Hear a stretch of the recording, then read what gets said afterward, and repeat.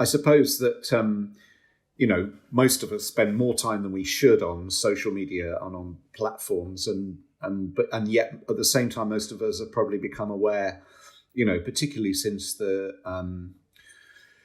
European referendum in the UK and the rise to power of Donald Trump in the US, of the divisive power of the platforms.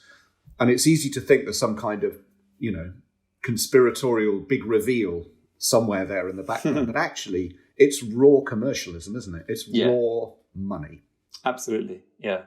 It's not in the interest of these platforms to give you a sort of relatively bland, take it or leave it experience online, because you're a human being, and you will, after a while, think, I'm going to go and do something more interesting.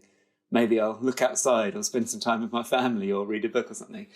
But if you are constantly served up more of the stuff that you've demonstrated you like, and that might be nice stuff, it might be interesting documentaries or funny cat videos, but it might also be increasingly extreme stuff or violent stuff or illegal stuff. And it is in the interest of these platforms that the recommender algorithms show you more of that, and usually kind of more extreme versions of whatever it is you like, because you'll come back for more.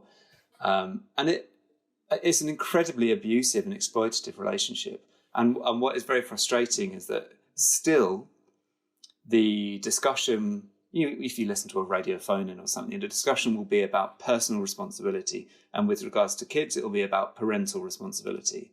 And there's lots of kind of, back in my day, parents were able to control what their kids did, and it's just bad parenting. Well, it's not, because it's a completely unfair fight. You've got, on the one hand, the biggest companies in the world with the most resources that any company has ever had, coupled with unbelievable supercomputing power, coupled with the best behavioral science and insights into how a human brain works, all pointed at one human brain with all of its vulnerabilities and complexities and weaknesses. And it's not a fair fight. So I think it's really important that we get away from that idea of we need to do things better. We need to log off more. We need to try and get our kids to use the internet less.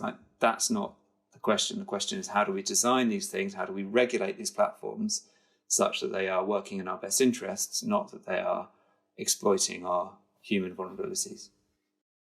Yeah, so I mean, as a parent, that resonates with me so much, because I, daily battle with the 13-year-old to get him off screens, basically, which is, I guess, how a lot of parents experience this. But that's connected to a massive system, which, in a global action plan, we're obviously really interested in how individual households and people experience things, because that's a really important potential driver of change. But we're also wanting to make those links into the wider systems, which is why the campaign to end surveillance advertising, I think, is so important, because it's about finding a way into that bigger system, which is actually a system of driving consumption and consumerism, which is, we all need to consume some things to live and have a comfortable and happy life and look after our well-being.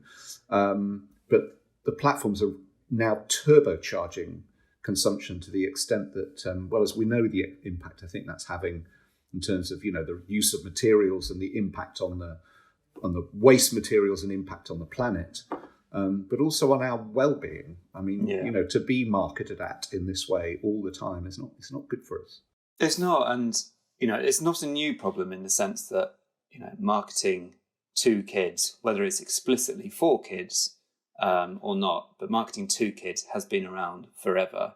Advertisers have been well aware that using kind of cartoonish characters associated with big brands will appeal to kids, and certain colour schemes, all the rest of it. There's lots of techniques, because marketers have always realised that this is a future kind of set of loyal customers, and if you can get them young, that's very good for them commercially.